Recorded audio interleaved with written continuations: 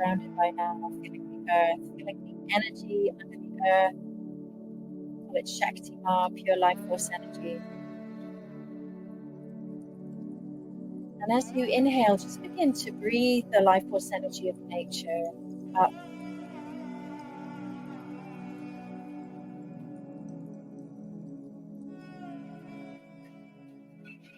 Into your perineum. And feel it expanding around your hips. I invite you just to spend a few moments feeling your sacrum, your sacred bone. You can put your hands there if you want.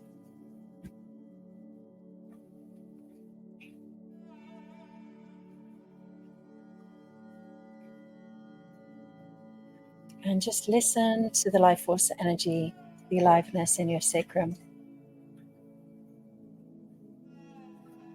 And if you don't feel a lot, just take your breath there. So you're breathing into your hands.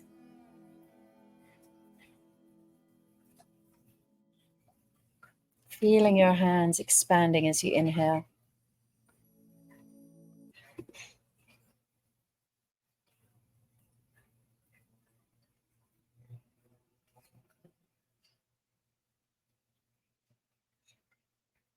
And now I just will open up the spine a little, breathing up your spine.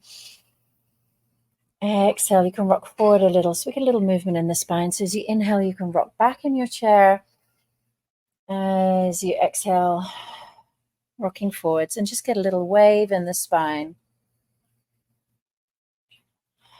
Beautiful way to circulate our energy. Inhaling up the spine, all the way up to the crown. Exhaling down the front of the body.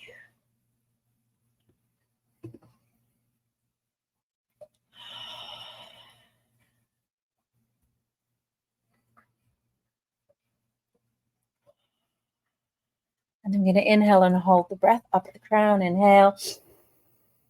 Hold the breath, pull up your perineum, focusing above your crown. Connect to your higher self.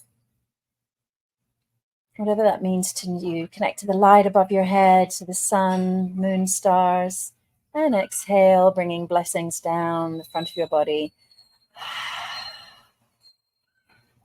And let's put our hands into prayer as we consecrate and offer this webinar here, this class, to the highest consciousness and to the greatest good of all living beings. And we call in divine guidance, divine truth, divine transmissions, divine awakening to bless each and every one of us here, all who watch this webinar. May this webinar be blessed. Oh. Including the Wi-Fi. So welcome. It's so exciting to have so many people here in the webinar room. And thank you for all putting your countries. I'm here in Costa Rica with Costa Rican internet. And I see we had somebody close by in Colombia, and we've had Austria and Brussels and Copenhagen, Sweden, Belgium, California, Netherlands, Norway, New York City, Vancouver Island, Montreal, Northern Spain, Rotterdam, New Mexico, Southwest Spain, another Costa Rica, Pennsylvania, New Zealand. Wow, that's the middle of the night, I think.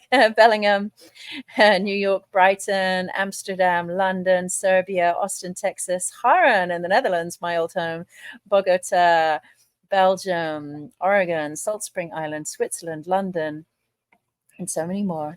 How wonderful. Well, it is my absolute joy to introduce you, many of you already know her, to a fantastic teacher on this topic. My co-teacher, Minke de Vos. Minke and I met in 2010. We were roommates at an event hosted by Mantak Chia. Many of you know Master Mantak Chia. He's a big author on working with sexual energy in the Taoist arts. We were luckily roommates, and we found out we had so much in common, including loving these practices, but also enjoying putting it together with things like belly dance and music and singing and celebration and rituals. So we decided to form Tao Tantric Arts, and we run teacher trainings. And yeah, we're now in our 13th, 14th year of running these teach trainings. So welcome to Minke. Hello, everyone. Thank you so much, Shashi, for the intro. I'm very grateful I was your roommate. No, that was a blessing, an absolute blessing. Little did we know at the time Yes, how much it was going to be we doing. already were moving so much energy. We danced for Manta Chi and the whole conference. Yes, it was a wonderful event. We did. So yeah, Minka and I, we felt like it was this is such an important topic because we noticed, like, so we decided to run a teach training, and actually our training, Tao Tantric Arts, is one of the first ever official Tantra teacher trainings to exist. So I was into Tantra for 10 years before then. And I had to just apprentice. I had to just go and study with different teachers and try and absorb and piece together information because there weren't really any official teacher trainings. There was just Margot Anand and Mantek Chia. That was kind of it. And so one thing that we've learned from putting together a teach training is it's not really enough to just go and do Tantra and go and do practices and then become a teacher, because you might have had quite a smooth Kundalini awakening, and then your students might go through experiences that you don't know how to handle. So that's really why Minka and I decided to come together and bring this topic, because we know it's not talked about enough and there isn't enough information about it. Before we dive into it, by the way, everybody, we have got the comments here open. We've also got your questions from the questionnaire. 600 people signed up, so we've got a lot of a lot of questions to work through. But please add things into the chat. Marie is also here. I'm just going to add Marie for a moment. Ta-da!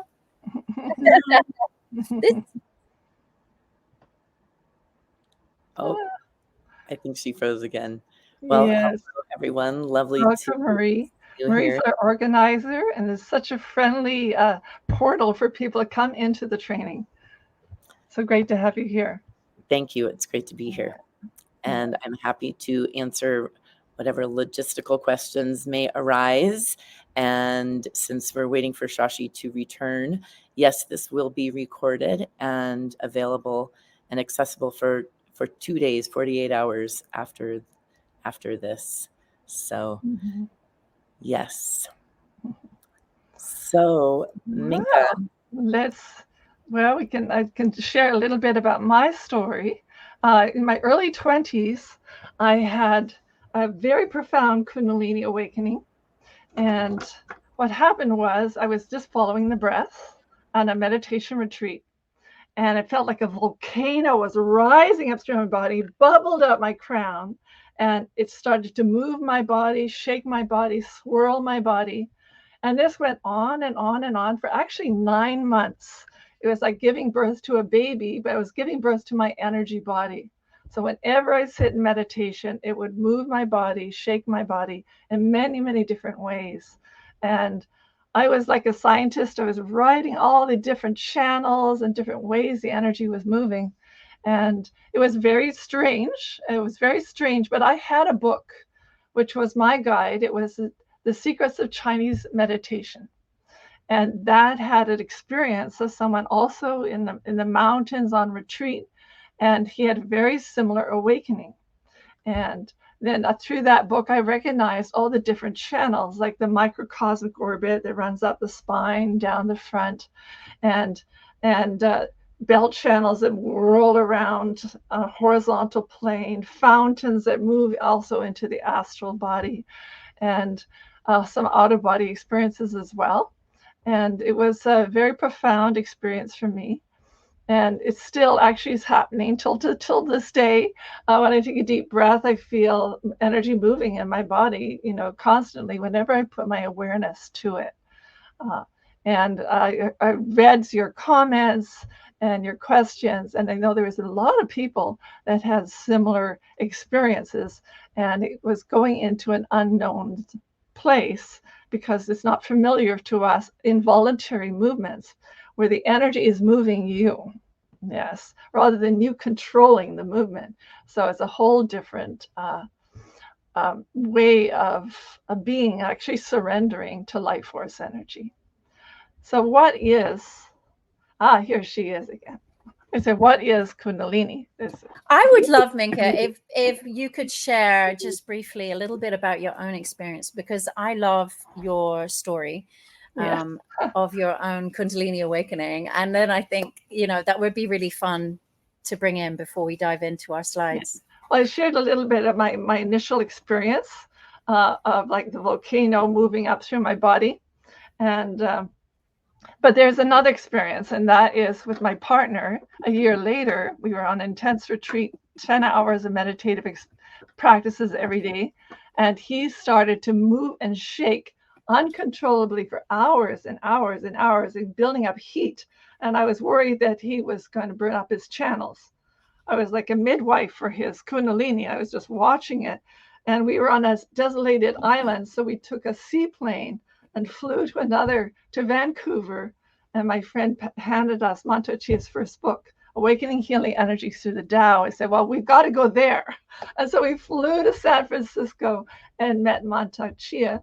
And my partner calmed down in his consciousness because he realized there was a map. There was a map that he was entering into this journey. And he said Manto Chia saved his life because he was so in this energy world that he could barely walk across the street. Wherever he put his mind, if he put his mind 10 feet above, he'd be 10 feet above. Or if he was down on the earth, he couldn't walk forward. So Manto Chia helped him to, balance the energy with the microcosmic orbit and ground, and reassured him that he was on an incredible path and to calm down in his consciousness. And so I'm very grateful to Manto Chia for that. Yeah, absolutely. Yeah. And me too. So I was lucky because when I started to awaken Kundalini, I was in a very held container. So I lived in the Osho ashram for 4 or 5 years. And then I was running a spiritual retreat for many years. So I always had a lot of good yoga teachers, mentors, and teachers. And then I lived at Manto Chia Center for a couple of years as well. And so, I realized that was really, always so great to have mentors and guides around, but many people can't have that. And so, yeah, that's what we wanted to address. I'm going to pull up the slides here Minke and I have put together. So we can hop through some of these. The first thing I wanted to share actually was thank you all for filling in the questionnaire. At the last point that I looked in there, I was fascinated by your personal experiences with Kundalini. And as you can see there, the highest, 37.5%, have had spontaneous Kundalini awakening and found it overwhelming. So from your questionnaire, we found that many of you, it was spontaneous and it was overwhelming. That was closely followed by 36.1% of you who have experienced some energy moving in your body and you think it's Kundalini and you're not too sure about the terminology. And then the third biggest statistic is here, which is 29.2% of you have had energy awakening, and it has actually been a smooth journey for you. So that's really good to hear as well. So, but I mean, I think it's kind of interesting that the highest percentage had an overwhelming experience with Kundalini. And that just really, shows us what we thought, that this is a really important topic to talk about, that just because it's a kind of a natural phenomenon doesn't mean that it's smooth. It doesn't mean that it's easy. And so today in this webinar, what we really wanted to cover was, what is Kundalini? How does it awaken? How can we as solo practitioners, but also as facilitators and professionals, how can we enable this to be as smooth as possible? And what is the connection with trauma? This was a big topic for many of you. What is the connection to our spiritual journey as well? So there's a bunch of questions that we hope to answer, as many as we can here today. And really go through. I also, I didn't put the statistics up here, but we know that a lot of you are facilitators. Some of you are our facilitators. Hi to all of you. Really lovely to see some of you joining. Those who've done our Tao Tantric Arts facilitator training. Others are working one-on-one. others. We also have some yoga teachers here. We have some Reiki masters and body workers. And so we know that a lot of you have come across the phenomenon of Kundalini through different modalities. It's not only through Tantra and Taoism. It's not only through deliberately awakening it that it starts to move. And also, it's important that we acknowledge the collective. There's a collective awakening happening right now. And as energy awakens, that awakening spreads. And we're at a time when globally and collectively, there's a lot of contraction and holding on to like the old ways, the old, what they might call patriarchal ways, which we can also look at in Tantra as a way of the masculine in all of us, male or female, controlling the feminine in all of us, which is energy. How have we dealt with life force energy? We have tried to possess her, own her, claim her, control her for a long time now. You can always see the way that a culture handles energy with the way that a culture handles nature. Nature is the pure life force energy. And so if a country is like, we've had so long of like ownership and then like sucking her dry, pulling out the earth's resources, throwing plastic back into her. And so it's very much a reflection of how we relate to life force energy. Yes. And someone just popped up. I'm a psychedelic guide, and this happens a lot, of course. So also now medicine journeys and psychedelic journeys are also a big path for many who are awakening. Mm-hmm. And here there can be Kundalini awakening. Not everyone's prepared for it. So I'm going to pull up the slides again. There we go. So let's just talk about some of the signs. Do you want to go through some of these, Minke? Yeah, so the potential signs and expressions of Kundalini, heightened awareness of energy. Of course, reveals itself, and it's so vivid. It's even more vivid than the physical. Can be so strong. Memories can arise, like the past can just bubble up like a movie. And lucid dreaming, that you're aware that you're dreaming, or when you're dreaming. Involuntary movement, we talked about that, how it overtakes you and starts to move you and shake you, but also mudras, that it's almost like a sign language, that the spirit is moving through you and it's telling you something. And you can start to intuit what those mudras are speaking to you. And it's also opening different channels. Spontaneous emotions.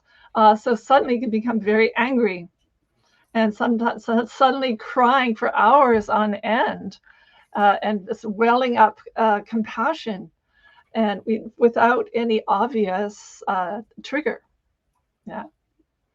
And also spontaneous bliss, that you can feel very light and ecstatic, and opening without any external stimulation. You could just be sitting there, or in dance perhaps. You feel one with the music and you become in a state of bliss.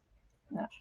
Seeing visions. I was in the dark room, and Shashi also of Montachi's dark room, and it would be perfectly dark 24/7, but I'd see all these visions of also sending me messages. It's like signs of the spirit. And hearing voices, you can actually hear or channeling your higher self, your higher guidance, can telling you something, or even music, celestial music can come to you. Psychic abilities, that you can read other people's thoughts and see, where they have a blockage or something, that you can see more clairvoyantly what is going on in the world around you and within you.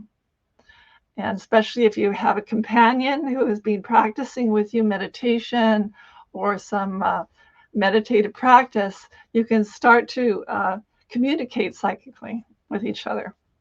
Out-of-body experiences, where you can pop out of your body and see yourself from above, for example, and you realize at that moment that you're more than a physical body. You are this energy and soul. And insights, you can receive a lot of insights into the nature of the world and the nature of spirit. And channeling is a very, very beautiful aspect of Kundalini, that you can start to channel music, for example, or spontaneous poetry. I wrote a whole book of poetry spontaneously, just poured through me. and illumination. So you start to have self-realization. What is the nature of our true self? Yes. So you can see from this, you can see maybe a couple of things. One is that it could be highly desirable, you know, like, oh, I want that bliss and channeling. But a second thing that may immediately pop up is fear. Like some of those things are scary, unusual, unfamiliar, and would be quite scary for people to experience. So it's really important that we moderate our desire for Kundalini and that we also really question what is our intention. Many people end up kind of misusing Kundalini and turning it into a kind of party trick or a goal. Mm-hmm. You know, I've joined various groups on Facebook in the past around Kundalini, and it's like everybody's obsessed with this, like getting high. It's just like, oh, I'm going to get my Kundalini up. Like it's another thing to consume because we're so used to being in consumer society. And that's no way to treat like the living divine spirit, you know, like when you look at the Holy Trinity from Christianity, you can really see how Holy Spirit is very close to Kundalini. There are different words in different religions, but Tantra always said that this is an energy that needs to be worshipped as the embodiment of the divine. And so your own like personal stream of Kundalini, because it's, I say personal, is because it's also transpersonal, is the divine awakening within you. And that's why it's a spiritually desirable state, because this life force will animate you and bring through, as Minke was saying, like channeling, creativity, divine expression. You can dance the divine into existence when this energy is awakened. It will also heal.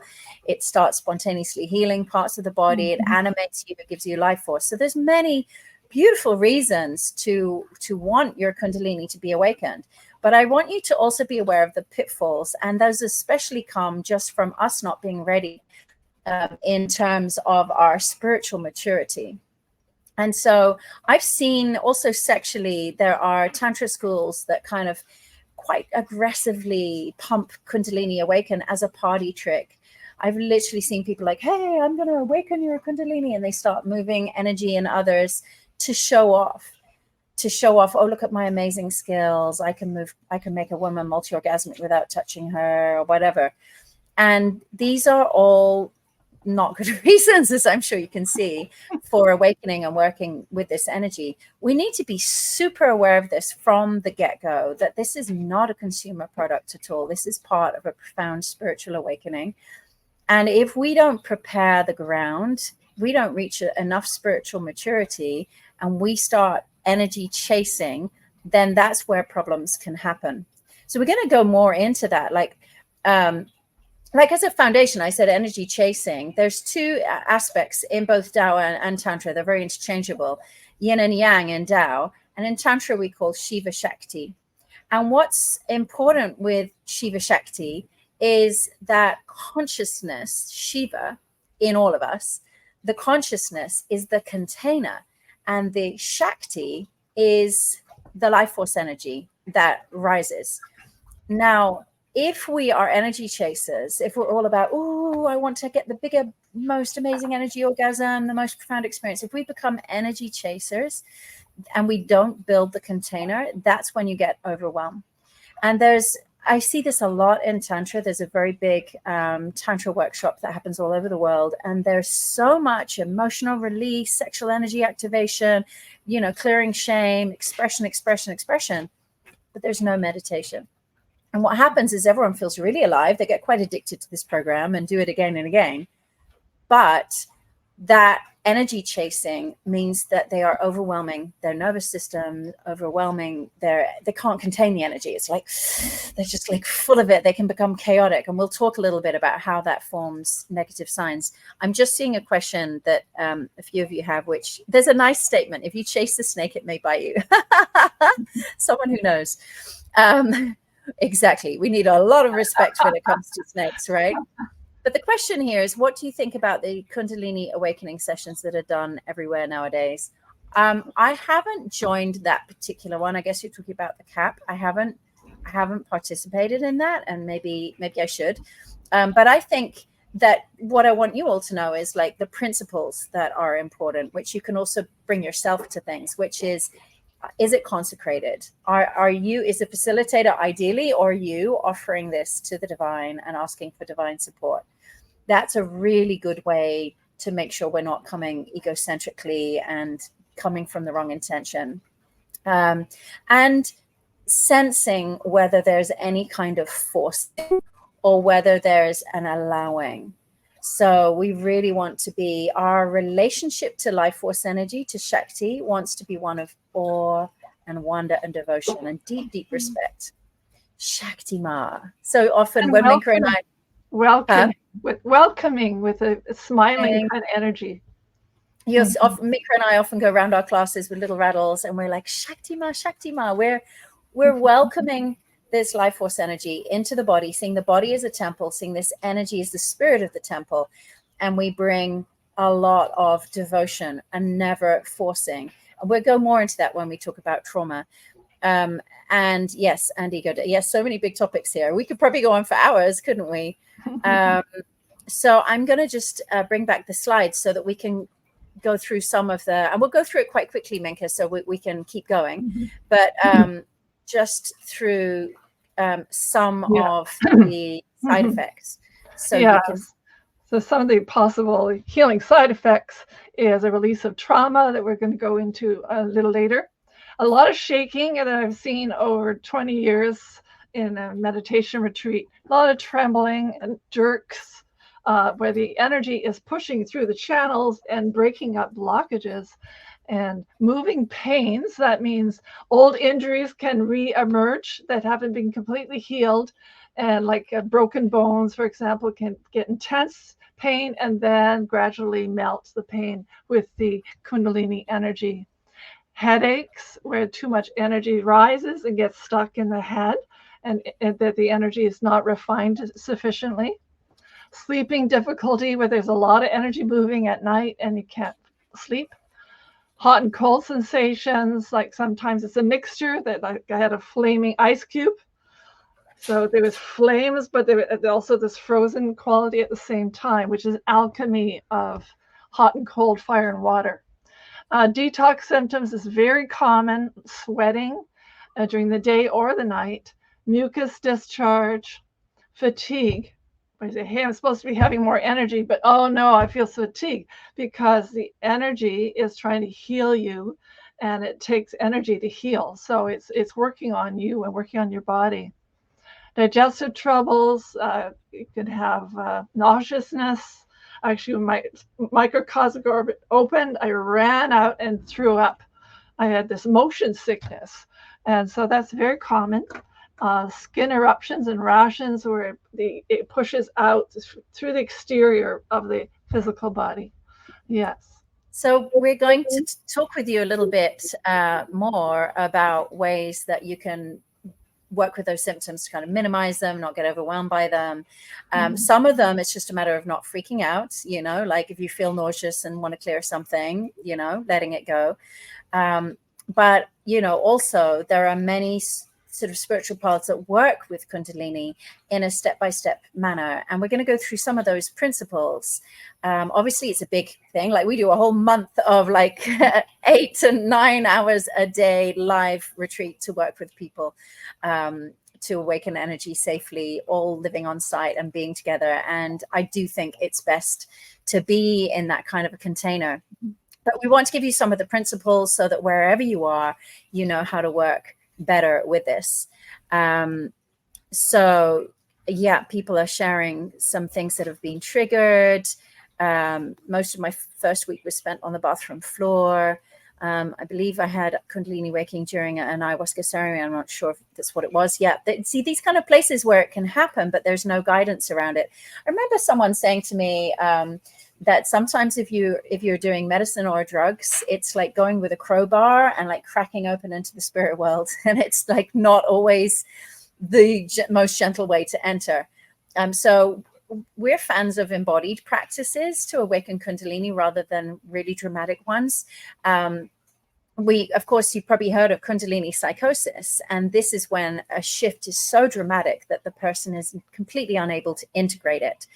And this is what we want to avoid at all costs. And it's you know, some people, of course, they have that, they heal from it. And then later they say, okay, well, now I'm healed. But you don't need that. And as facilitators and healers, we really want to work to give people a gentle experience and never to push. So this is really important.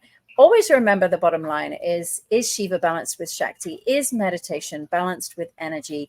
You're always safer to err on the side of meditation, always, rather than on the side of energy. And I'd say that's the biggest problem. Somebody said, could there be a lack of the masculine in all of Tantra? I'd say it's the biggest problem in the New Age world, that you know, people are so excited by the energy moving, the feeling of orgasm, the feeling of aliveness is shaking. People just get so excited about it, the emotional release. You feel so alive. But then meditation seems boring. It's just the most important thing is the silent meditation. You cannot integrate energy without consciousness. You need that container. And so meditation needs to be a daily practice. And if Kundalini's overwhelming, you'll need more meditation and less activation. So this is important. Somebody here has shared a little bit on CAP. It's a very safe and long-established practice, older and more grounded than the new one. Okay, so there's some from somebody else, some guidance. And another comment here, I had to stop meditating for a while and learn to stay grounded while meditating. Oh, that's a really good point as well. Yeah, sometimes just meditating can also be intense. So we also want to learn energy tools. I actually, like Minke, I feel that the Taoist tools are stronger than any tantric ones that I've learned. I've done a lot of tantric yoga and I love it. I have found that most of the classical tantric practices are so focused on the upward flow of energy, on the ascension, and not quite enough counterbalanced with the downward flow of energy, which is grounding, which is containing. The more feminine side actually is when spirit comes down into form, down the front channel. And these two also need to be in balance. If we're sort of obsessed with ascension and raising energy and so on, we're putting all our energy up and not enough is coming down. And that can lead to a lot of instability. You can end up just being ungrounded, like wandering around like you're on psychedelics the whole time, just from your energy being, you know, like, whoa, spaced out and disconnected from reality.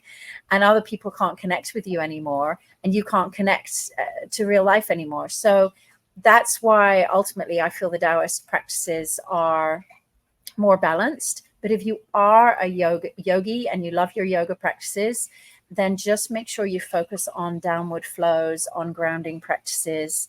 And yeah, lots of comments coming in. I'm going to bring up, it's so wonderful that this is to have this conversation and that you're all connected with it.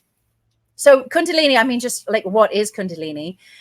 Here we are busy chatting about it. I mean, it's often depicted as a snake that's wrapped up in the coiled at the base of the spine in the sacrum, and it feels like it rises up through the spine, goes through all the chakras and gives us a feeling of expansion. And so it's an energy awakening, and it is the life force energy of your soul's embodiment. So it is your authentic self. It's your higher self in embodied form.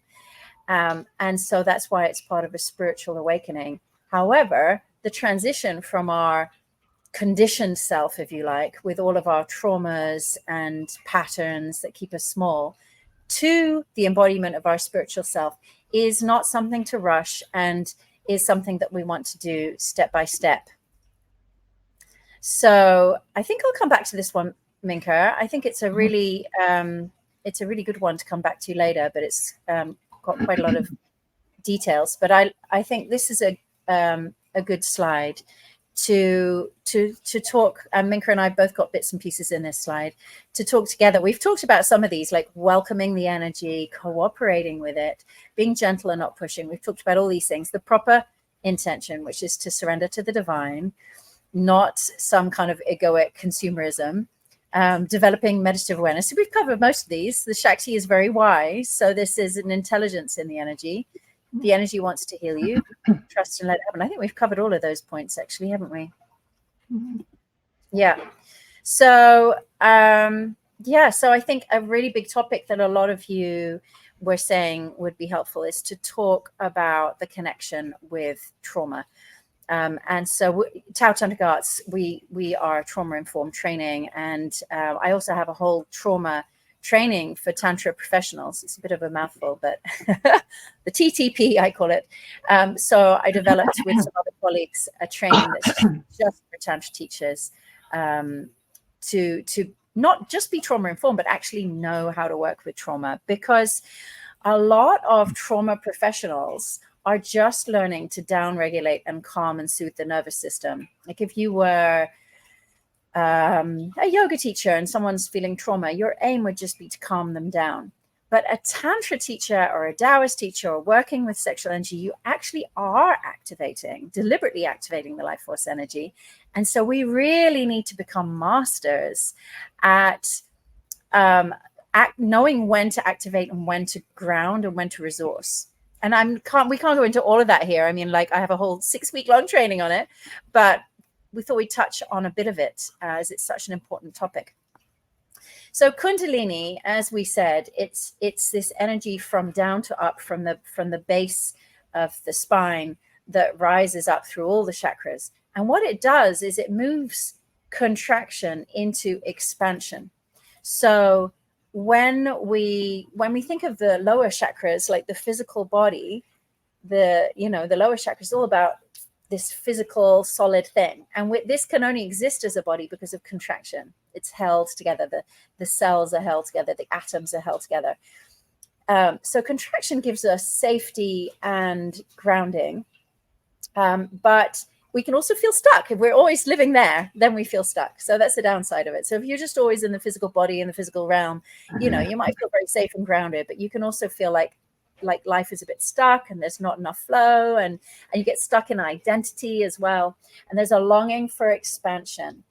And so with Kundalini, with rising energy, that energy rises up through the chakras. And as it comes through the heart, we have a huge expansion into love, which we all, we all love to return to that field of love. But as the energy rises up through the higher centers, through the brain, through the crown, that's when we expand into spiritual states and we kind of connect to the whole universe and we feel like, wow, I'm one with all it is. And that is a state of expansion. And so Kundalini is moving from contraction into expansion.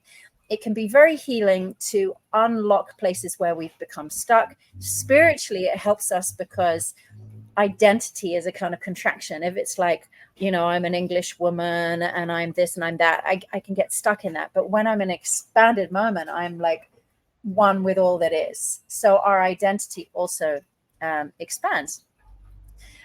And past incompleted trauma responses get trapped in contraction in the body.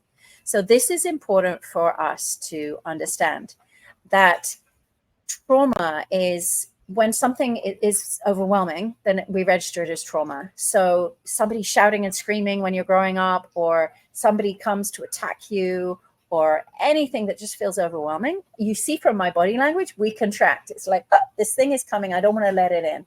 So we contract. And if we don't release that, it stays in the body as a kind of armor. Animals, after a trauma, they go and they shake and they release it all and they let trauma out of their bodies. But for some reason, us humans don't. Maybe we're too civilized. We tend to keep that armor in our body, and it shows up. We can get triggered, especially when we're moving into intimacy and when we're getting sexually aroused. That's when we can get kind of triggered. Therefore, we get very triggered with the person that we're intimately relating with. And old trauma, it can feel like it's getting reactivated. It's actually not. Sometimes it's a bit simplistic to say, I went to this Tantra workshop and it totally triggered my trauma response, almost in a blame kind of way. It's important to take responsibility. If you are going to workshops that are going to move energy, it is going to move old trauma, and you have to take responsibility for that. You can't just come along and go, I hated that workshop. That teacher traumatized me. That's too simplistic. it's important for you to know that anytime you activate energy in your system, it's going to start shifting incompleted trauma responses. And we have an opportunity here for healing. And as facilitators and body workers and healers, we need to know how to facilitate that healing as smoothly as possible, and make sure that the person doesn't move into too much overwhelm, because trauma won't heal from just feeling it. Okay, so some of the simple Tantra teachers, they're like, oh, let's have people feel stuff. We'll eat a pillow and we'll punch people and we'll do lots of sexual stuff and we'll just like blast it all open. I know the early Osho days were a bit like that, like just boom, blast it all open. But feeling isn't enough. We need to be able to integrate in order to heal. And so there's a delicate balancing act as a Tantra professional or a yoga teacher or healer, to work between activating the energy, making sure it's flowing smoothly. So Minke said, sometimes people are really jerky. Well, if we start to do Qigong, which is our main practice, of flowing movements with the meridians and the energy, we can smooth that out. So you do move when the energy is there, but you move in smoother ways rather than this kind of epileptic fit. So we want to smooth out the energy. We want to make sure there's enough consciousness to contain it and hold it. And we want to know how to integrate it. So there's many, many steps. Just feeling is not enough, and it can be re-traumatizing. So there we go. The expanded energy needs to be integrated for peace and harmony. Integration is also building resilience. Resilience is the ultimate goal. It's actually healing trauma. It doesn't mean it's gone. We like totally erase it. It's what we want to do is develop our capacity for life. Anything that traumatized us was a massive amount of life force coming at us in one go, and we couldn't handle it.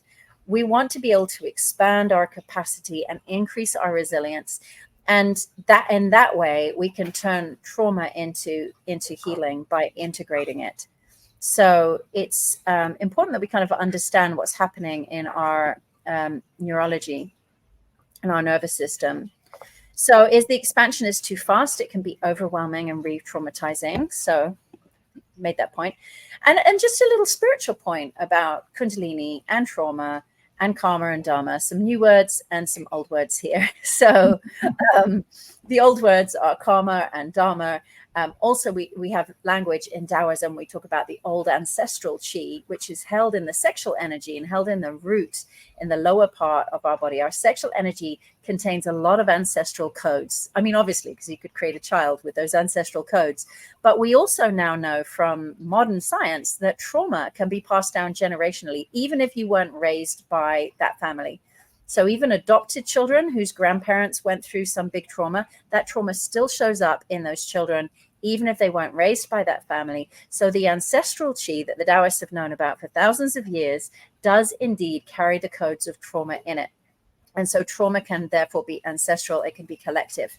So our sexual energy at our lower chakras contains, also contains lots of good stuff, but it does contain our traumas, sometimes called our karma, the life lessons that we came here to heal. When we raise Kundalini, we are shifting and expanding those codes, raising them up to the crown where they can connect to the higher self, to your divine imprint, to your soul self, whatever you want to call that, and bring that down into embodiment. And so we call that moving into our Dharma, being able to live our spiritual truth or our divine purpose. And so instead of having to just live out old family patterns and traumas again and again, as Buddha called that the wheel of suffering, instead of that, by raising our sexual energy, we start shifting into our Dharma, where we can start to live our spiritual truth. So that is like the higher purpose of the spiritual way of looking at working with this. So it's essential as a Tantra professional, I'm mostly going to speak to you, I know there are practitioners here, but it's essential as a Tantra practitioner, that a teacher, that you know this bigger picture. You know why we're helping people awaken Kundalini. You have deep reverence for that energy as this energy of awakening. You know you're not in control of it, they're not in control of it, but we can work with it. We can cooperate with it. We can create the best possible conditions for it. We need to understand a little bit of how it works with the nervous system. which is what is it that makes us feel safe and grounded? We'll talk about safety.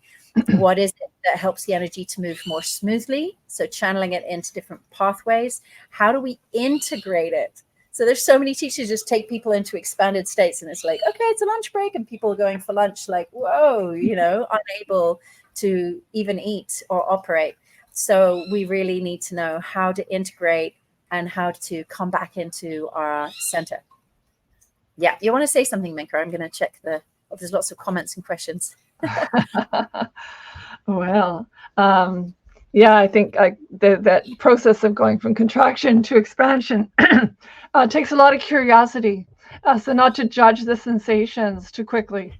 You just trust that the energy is moving through you and it wants to expand, a little bit like the cocoon, and the butterfly gradually emerges out of that cocoon, and it can be quite uncomfortable in that process. To be really patient with it, curious, and know that it's temporary. It's going to resolve when the energy is more purified, the channels are more purified. So just reassure yourself it is temporary, and be grateful that it is really as a sign from the divine that you are expanding in your consciousness. So great comments coming through and sharing. Thank you all so much. I love to read all of your experiences. This last question is a good one. Just feeling isn't enough. How do we integrate gentle movement, qigong, stillness, titration of movement and stillness? There's a lot in this question, so I brought it up. Titration is a word that's used in trauma healing, and titration is when we can, we're basically kind of integration. Titration is used in chemistry as well. That's where it comes from. We've got this idea of pendulation, of moving between the activated state and the calm and grounded state. So, and by knowing how and when to move, we start to titrate between movement and stillness. So this is a really useful thing to understand. But other things with integration, one of the most fantastic things we use a lot in our workshops is calm, stillness, touch. So this is how you can do it on yourself, as we're showing, holding your arms. Stroking down is called havening, because it takes you into a havening state. There's something very, very calming for the nervous system with this kind of a touch. Also, sometimes gently rocking. If you think about a baby that's crying at night and it's like overwhelmed, we instinctually would do this. We'd pick it up, we'd hold it firm, and we'd give some gentle rocking. And this works for us too. On top of this, some humming is really good. Many of you will know that gets the vagus nerve going. So whether you're mantras or a lullaby or just also descending sound grounds energy. So that's why we often go from up to down. And a lot of the Taoist, Minke teaches a lot of Chinese medical Qigong, and a lot of the medicine sounds that they use there are descending to ground energy. So these are things that have been shown scientifically as well as used by the ancients. Steady touch, grounding, and calming the body down. And if you're in a group setting and if you're a facilitator, then the biggest guidance that I can give as a facilitator is take as long to do the grounding as you do to do the activation. I see so many people go to Tantra workshops and they focus on the activity bit. They go, oh, they did shaking and jumping up and down and this and this. And then they go and they're like, I'm a Tantra teacher. And they get everyone shaking and jumping up and down and this and this and this. And they do not know how to work with the energy. And they create chaos and just disrupt everything. I'm not a fan of people going off to be Tantra teachers without doing training. It's just too simplistic to see. But what I see again and again is that people see the activity part and they don't pay attention to the integration part. So the most important thing is let the integration be long. Make sure that you feel the energy. And if you're a facilitator in groups, you want to make sure the whole room has gone to pin drop groundedness. So sometimes, we are sometimes late for lunch in our teach training, because if there's one body still moving, Either we'll have one of our assistants go and hold them, but we make sure nobody leaves the room until the energy is grounded. Spooning, when somebody lies behind you and holds your body, is so grounding. Having some of our processes where there's been energy activating, we then have people just come in and put their hands on the other body and ground. So this helps to kind of contain and integrate. We also have Qigong movements that are specifically for integration, like the Iron Shirt Qigong, where we are not only meditating, but learning to contain energy. Do you want to talk a bit about that? Minke is an absolute Qigong master. So do you want to talk a bit about containment of energy as well? The difference between circulating and containing, I think, is helpful. Well, it's feeling yourself like a tree, that you have roots going into the ground, you're connected with the heavens and the stars. So that upright chi gives you an alignment with the divine and with the earth. And when you hold your power, it becomes actually an internal dance of energy that flows within this holding. And that's an inner dance. And it could be so fascinating, but you could just really breathe into it. And it's the breath that moves the chi, that rules the chi. So the breathing is a very important part of Kundalini awakening. You really focus and harmonize your breathing. Yeah. So when I see someone goes into like a loop that keeps jerking, I get them to take long exhales, like a lung sound. S, S, S, S, S, S, S. And it breaks the pattern. And then they can connect again with the lungs, the breathing, and then forming a posture like the standing posture will help them feel that alignment and that they are in control of something that you can't control. Yeah. Yeah.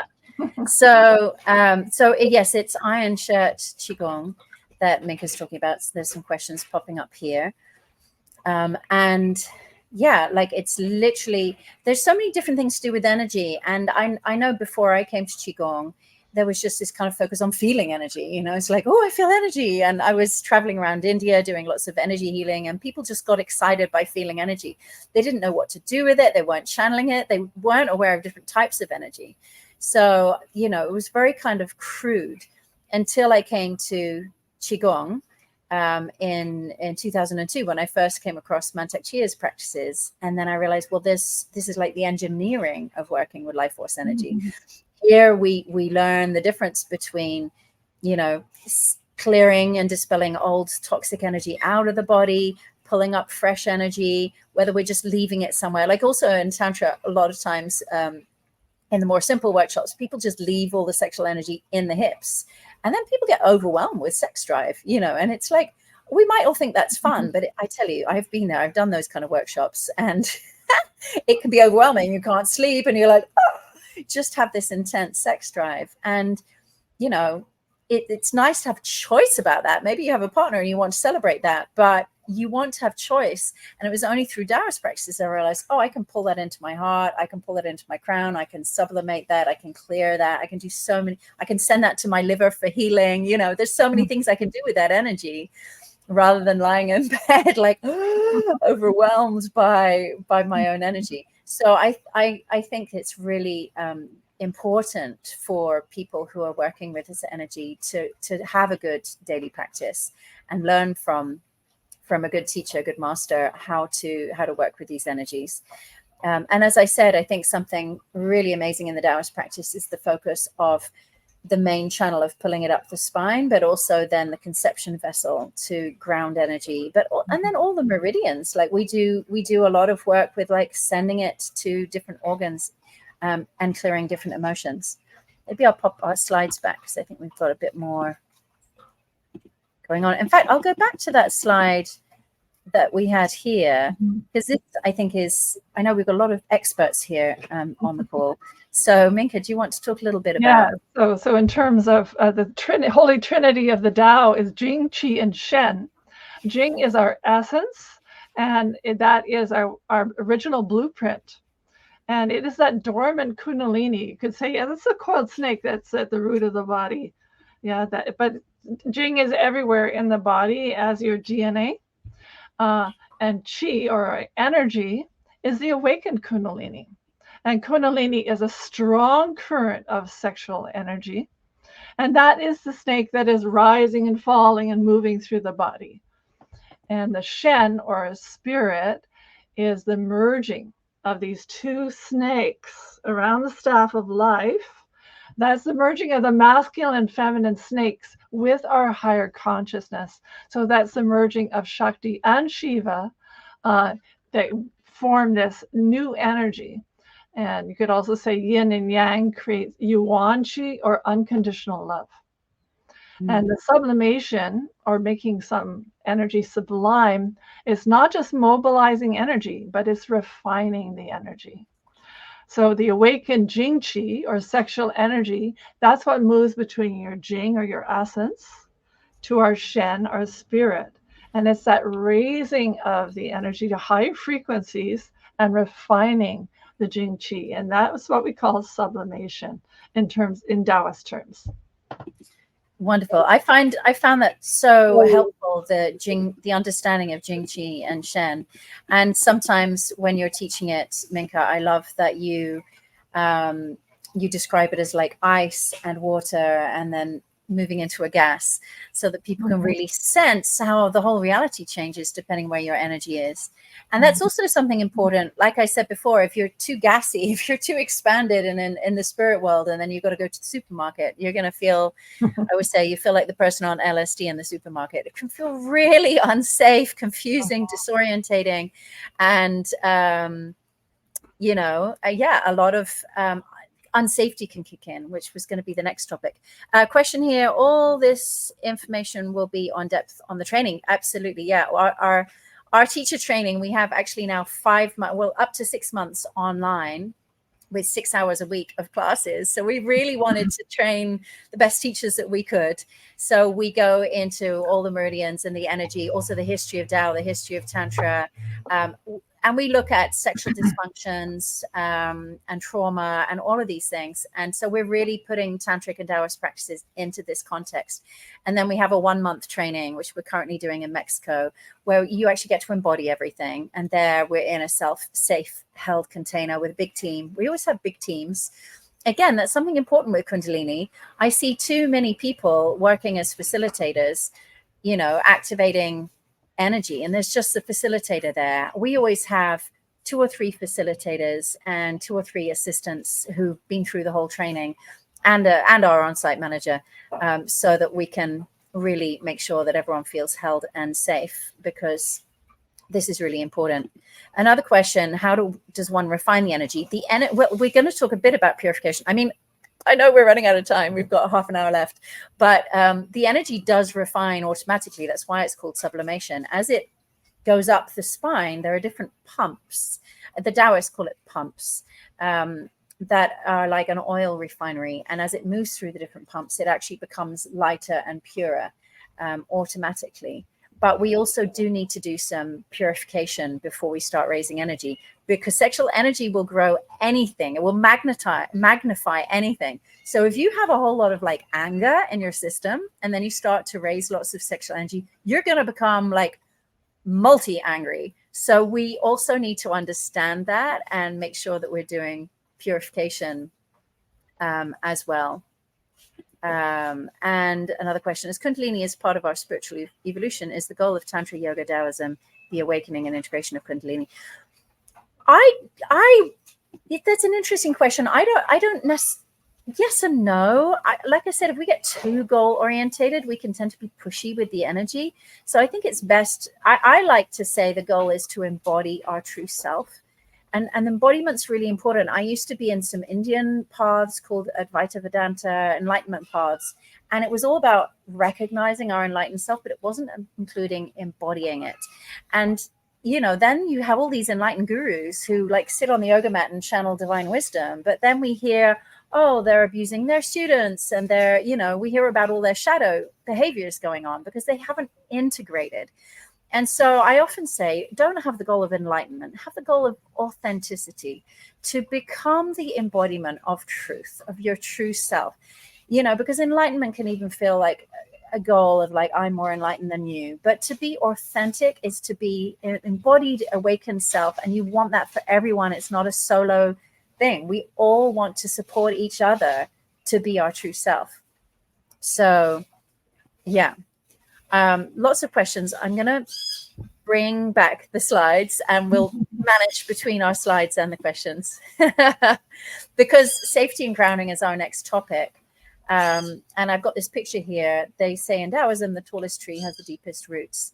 And, you know, Minke was showing earlier the iron shirt Qigong. It's called literally the tree pose, because we want to create this energetically, that we are deeply grounded in the earth before we raise energy, which means that we need to be grounded into our bodies, which means that we need to deal with any past trauma where we didn't feel safe to be in our body.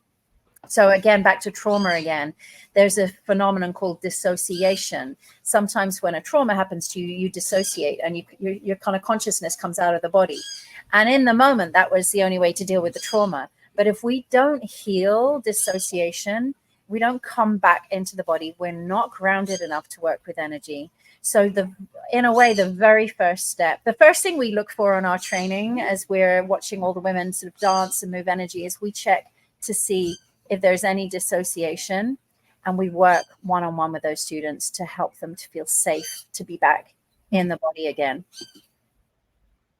So here are some of our steps for that, just a simplification. Number one is being in safe space. Like, you don't want to start raising energy, you know, in a place that isn't held. And those of you who've done medicine know this. You need to be in a temple, but also for Tantra workshops. You know, sometimes I'm asked to teach at like massive festivals or whatever, and there's people coming in and out of the room, and there's people on drugs, and, you know, it's just not held enough. And if I do work at those, I always do something very soft and heart-centered.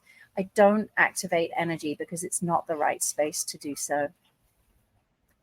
And the second thing is making sure that you have a guide or a mentor, a space holders, that you are. And the reason for this is a transmission. So those who've already been through their Kundalini awakening and integrated it, they are unruffled by your Kundalini awakening. And believe you me, we've seen it all, haven't we, Minke?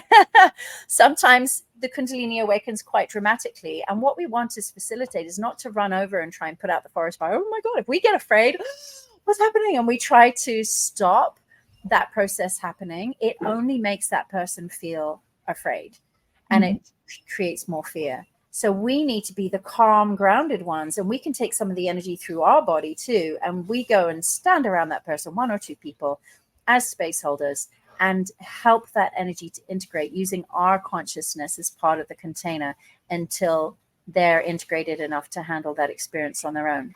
Does that make sense? This is really why you want to work with a mentor or a guide or a space holder for this. Purification. You want to talk about purification a bit, Minke? Yeah, purification can be on a physical level. It could be through yoga or dance, that you're actually moving the body. The energy needs to move. and the joints, you know, often our trauma, we're holding the joints. We need to loosen the joints. That's the shaking is so important. And emotional purification is very important because the sexual energy amplifies our emotions. So if you're angry and you move the Kundalini, you're going to be incredibly passionately angry. You know, so it amplifies. So we need to have balance. We're raising Kundalini with emotional harmonizing practices, like the inner smile meditation, where you smile with loving acceptance to all the organs, or the 16 sounds, where you release the tension, the trapped tension out of the organs with sound. So these are very important ways to make a safe raising of Kundalini. And when you purify the emotions, then it liberates so much energy just by itself, because to suppress an emotion, it takes a lot of energy. And when you release that and soften it, whew, there's so much more energy to move in your body. Yes. Yeah. And, you know, purification, we use Qigong, like I mentioned earlier. And also diet actually really does matter, you know, purification on all levels. When you join our retreats, there's no coffee, for example. Yes, we're the only people in Mexico not drinking coffee. But we want, the more that we purify our thoughts, our bodies, and our emotions, like really every level, the smoother the energy is going to flow. And as I said before, Kundalini will grow anything. Sexual energy will grow anything. So we really need to do the purification for safety.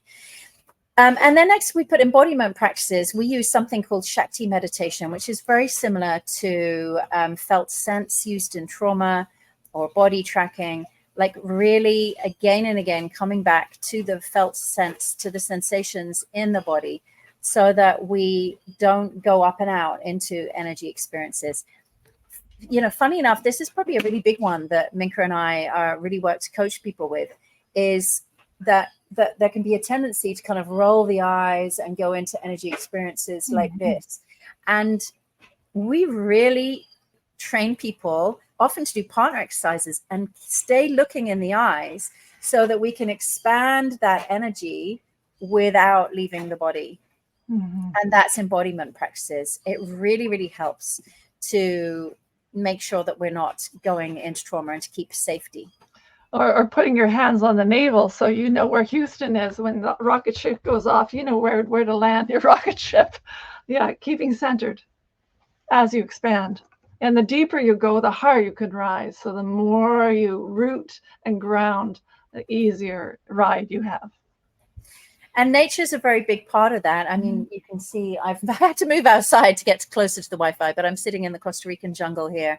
And we always pick retreat centers that have got nature around, whether you're going out and hugging a tree or lying on the sand and grounding, lying on the soil. Nature is the source of this life force energy. And it is also where it grounds to. So it's such a powerful tool and so accessible. And if you live in an apartment block and you're doing daily practices and experiencing a lot of Kundalini, go to the park, go into nature, lie on the ground, take your blanket and lie down. Lying is very grounding, but you can also sit and put your feet on the ground and let nature also rebalance your energy.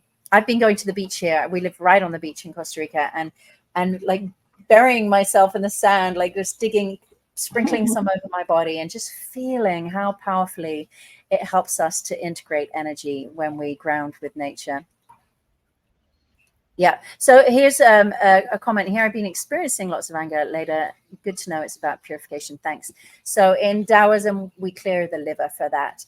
The wood element, the liver gallbladder, can create anger and frustration when energy's rising. So you might activate energy and then you feel really frustrated. You're like, hang on, what about all that bliss?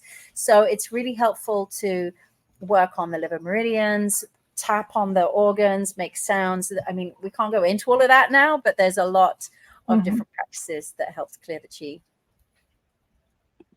I see that our time is nearly running out. So I'm just peeping through the slides to see if there's anything else that we want to add. Maybe these are just tasters. Something about this. We had, for 20 years, we had a retreat center, and people came from all over the world who had Kundalini crisis. And this is one of the major tools that we used for them, is to circulate the energy up the spine, down the front, moving in that circle. So you have a fire channel and a water channel that's balancing fire and water, inner alchemy. And that was an incredible tool for creating safety as you raise Kundalini, and solved a lot of problems. Okay, Kundalini. Well, Kundalini is that alchemy of fire and water, where you have the heart fire. You put the heart fire, which is the loving fire, compassion fire, underneath the sexual waters. You bring it down and you cook the sexual waters in an alchemical kitchen. And so the sexual waters turn into steam, and that is the purified Kundalini energy. And that steam can move through your body and purify the body from within very, very smoothly and subtly. And that is a very advanced alchemical practice of the Tao system. There's a question here about fear, and I think this is important. How do you purify from fear so it doesn't get amplified? And, you know, this is such an important thing, because raising more energy can put you into a state of fear if you're not careful, and you really don't want that. So this really comes down to the antidote to fear is safety and grounding and calmness. So tranquility is helpful. Like one of the elements of nature used for fear in Taoism is a still, calm lake, very still, calm water. We can literally breathe that energy in. So you can even visualize it. You can visualize that you're floating on a still lake and breathing it up through your feet, which is the kidney meridian, into your kidneys and your lower back, and just resourcing yourself with calmness. So calmness is the antidote. Grounding is important. The making sure that we're not dissociated, that we feel safe to be in the body. There's a lot of steps to work with fear. I'd say, like in a nutshell, if you do feel fear, then don't try to raise energy. Focus on, but also don't get fearful if you are moving energy, because sometimes when energy is going, it wants to go all the way up. If it's going, just worship the energy, celebrate the energy, let it through. But you don't need to force anything. Make sure that you spend a lot of time lying on the ground, grounding. You can sweep excess energy off your body. You can massage your feet. And Minke's got a great one. I don't know if you can show it, Minke, but where you slap the bottom of the foot. Can you get your foot up there? Bubbling spring point. Yes. Exactly. For grounding, yes. Exactly. So actually massaging your own feet, or having somebody, if somebody's around, do it for you, is a fantastic antidote for fear. And love, of course. Love is the fire that melts the ice. Yeah, loving acceptance of the sensations. They're just intense growth sensations. So loving acceptance, embrace it. Yeah, it's true. And I've come up with a phrase from years of doing this work, that all pain came here to be loved. All pain came here to be loved. So how we respond to fear, pain, trauma when it arises is really important. We need to reparent ourselves, and as facilitators, reparent others by being loving.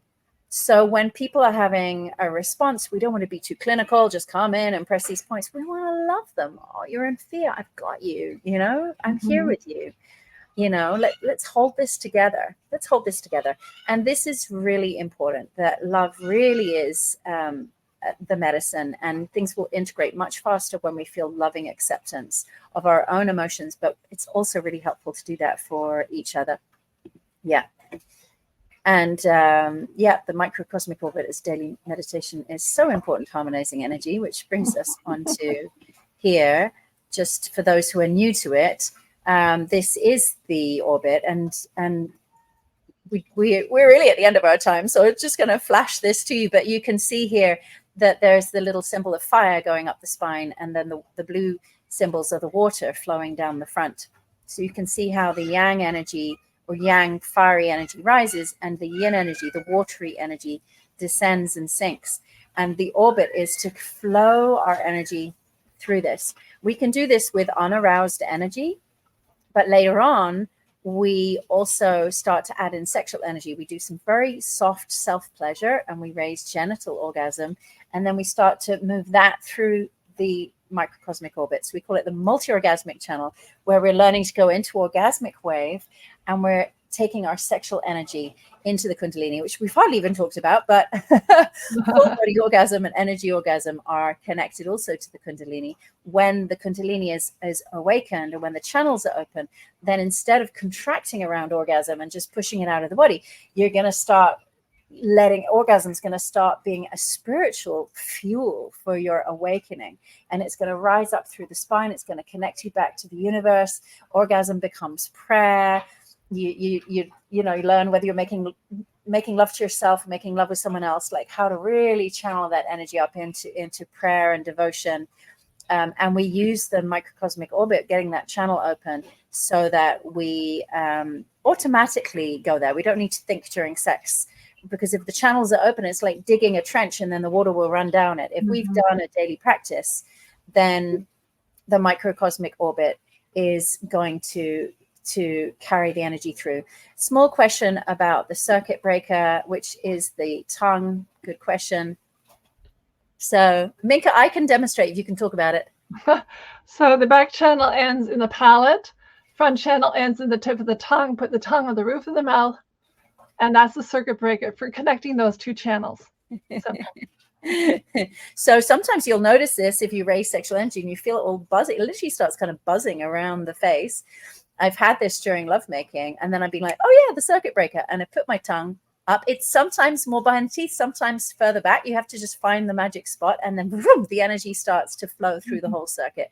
So yeah, there we go. It's also called Kachari Mudra in the Tantra version. And this helps us to be grounded. Like, remember, we said before, you don't want to end up too high and confused, and you want to be able to ground. And so in Taoist practices, we ground, and then we start to like spin that energy inwards. So in the Taoist practices, we also gather, and draw that energy. And I find this a really important part as well that I love from Taoist practices is our energy body can get really expanded, and we can feel orgasmic, and we feel massive. But actually, after that peak experience, we then start to spiral it inwards, and kind of roll it like a little chocolate ball into what we call a pearl. And so we condense the energy. It's different from a contraction. Contraction's like when we're like stuck. But now we expand, and then we condense, consciously condense, creating like a storable chi ball, a pearl, that we keep it in what's called the dantian, or the center of your being, like this very calm, stable place. So you are integrating, and this really helps with integration of Kundalini, because you see, hopefully from when we're speaking, that a lot of practices are just all about the expanded state, and that's only half of it, a quarter even. But we want to expand, and then gather, and then spiral in, and then store this energy. And then we have great reserves of life force energy, but we don't need to walk around in a multi-orgasmic, overexpanded state, which is not a very practical way to live life. Yeah. And so the condensation of your awareness and your energy, your Shakti Shiva, is condensed in that pearl. Yeah. So we're also, there's this beautiful phrase in Taoism of building the immortal body. And it's about, not just having a moment. Like when you're expanded, you have a moment of like, wow, I'm connected to the universe, a peak experience. But when we start to condense that and put it into the core of our being, we just know we are that. We don't need to be in a peak experience of like, oh my God, I'm one with the universe.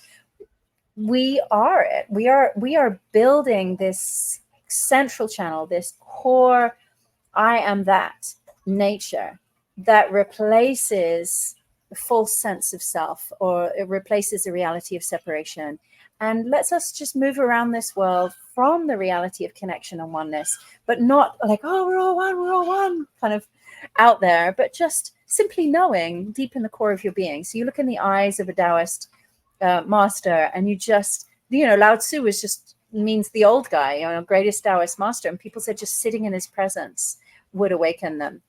So it's important to also remember it's not about the peak experience, it's about integrating the peak experience. Who is doing this work with men? I knew that question was coming, because I was like, well, let men in too, because they need it. Minke works with men. On Live Tantra, we have courses for men. My trauma course is also open to men. So we'll send you some links afterwards so that you can find those. Is there a full workshop coming out outside the teacher training? Well, we are expanding Tao Tantra Tantric Arts right now, but it's going to take a little time. We've created a mentorship program for our graduates that we're going to release in January next year. And with that, we're going to have some of our graduates start teaching shorter workshops. So there'll be like long weekends and weeks all over the world taught by our graduates, who will be mentored very closely by me and Minke and our team. And so that will be next year, because a lot of people ask, okay, I don't have time for the full month training, or I'm not ready for that yet. And so we are in the process of designing shorter retreats, and they are coming out. Ori Dahan also works with men. I've got an amazing podcast with him coming out really, really soon. There's the link for the training if you want that from Marie. And thank you for that. Will we never offer the big on-site training for men? We have done that, haven't we, Minke? We've done that twice. It feels to us as if it needs longer, because when we have men and women, then we go into a lot of relational tantra.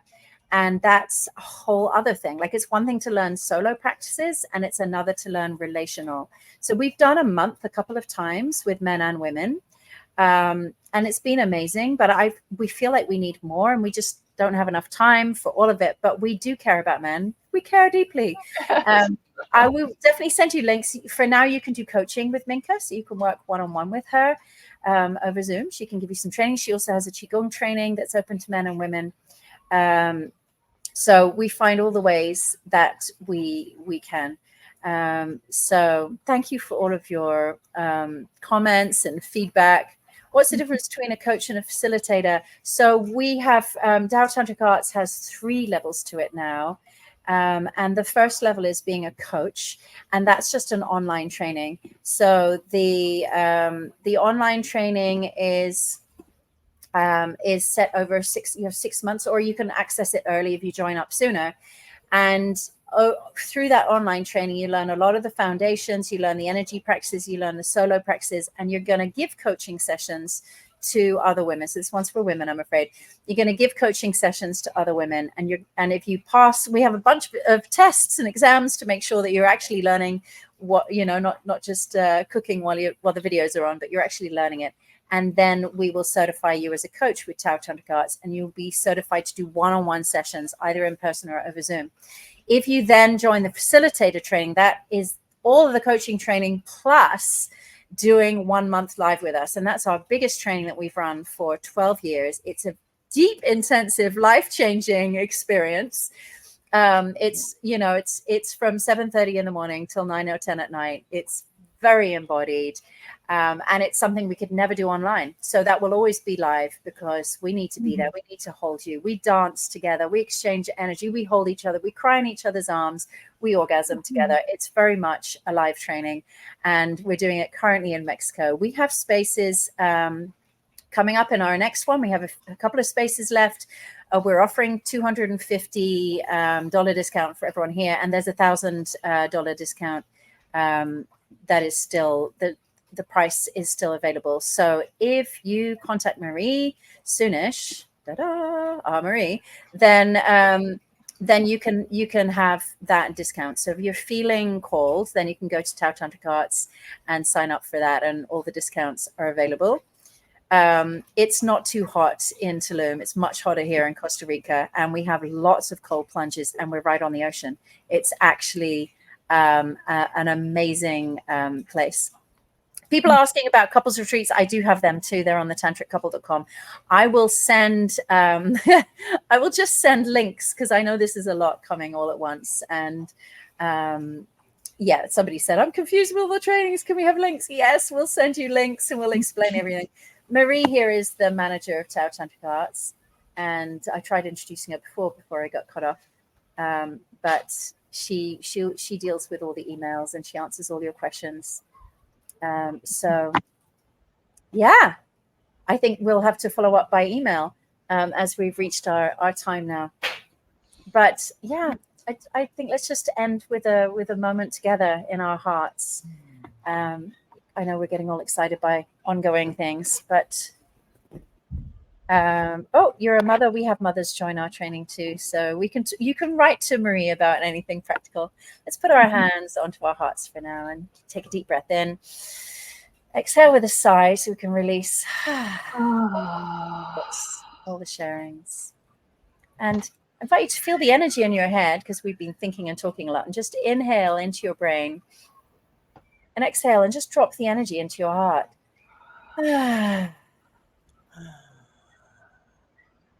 And one more time.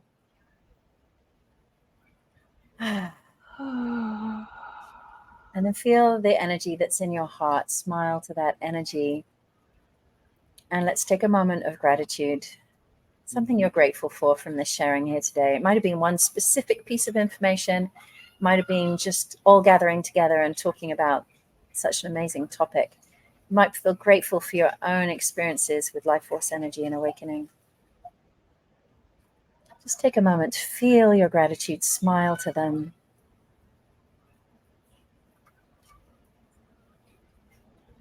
Feel your heart expanding with that gratitude.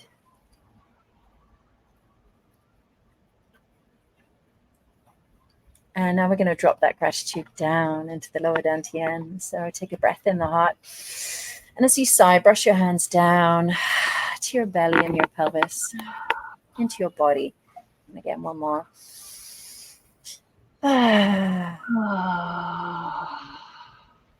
Things are good in threes. One more. Inhale in the heart.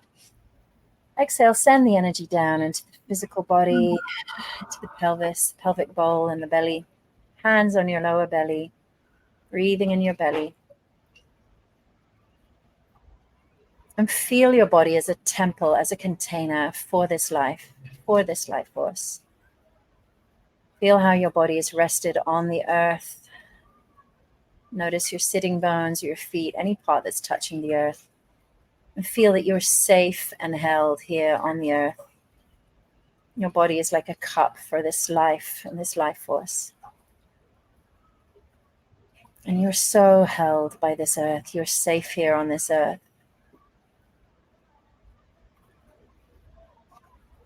And let's just do a grounding breath. So deep breath into the pelvis. Exhale with a sigh down through your roots into the earth. And release any energy you no longer need.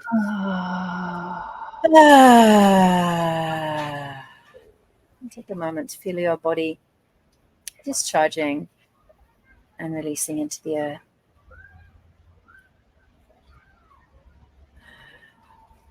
And we can bring the hands up into a namaste. Gratitude to life force energy. Gratitude to the lineages and the wisdom keepers that have passed knowledge and practices on to us. Gratitude to Shiva, to the consciousness that witnesses. Gratitude to Shakti, to the energy that animates. And gratitude to ourselves for showing up for our awakening. Let's make a vow together to close this session and give gratitude to our community here. So wonderful to have had so many of you here with us today. So we'll send an email with various links if you want to do more with us, and let us know how you enjoyed the webinar. And we look forward to doing more. So thank you. Thank you. Thank you.